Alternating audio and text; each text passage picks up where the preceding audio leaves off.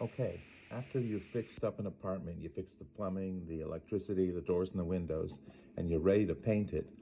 This is how I do it in one weekend. I remove the cobwebs with a broom. They're usually around the ceilings, but they can be around the floors.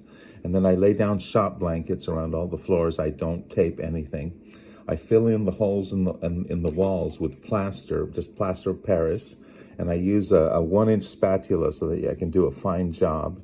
And I also use a sanding sponge to do a fine job so that I don't have to sand it much later. I do this like after about 10 minutes, I put it on the wall. And if you wash off the sanding sponge, it'll last a very long time.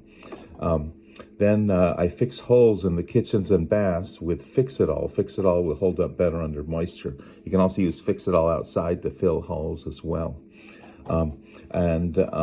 What I do is I use touch-up paint. I cut off some, with a razor blade, I cut off some of the paint off the wall. I take it into Home Depot, they mix it. Sometimes it's too dark and I add a little white to make it lighter. And sometimes it's too dark and I add a little black.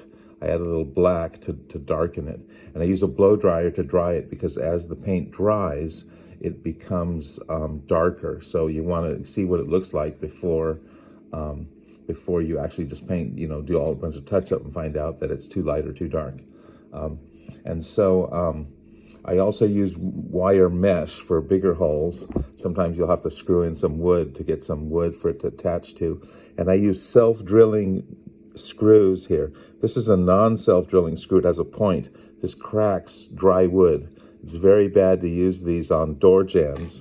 And I use these self-drilling screws. They have a drill bit on the end, and I use these exclusively on everything because it doesn't crack dry wood. It's very good to use on homes. Have a nice day. Bye-bye.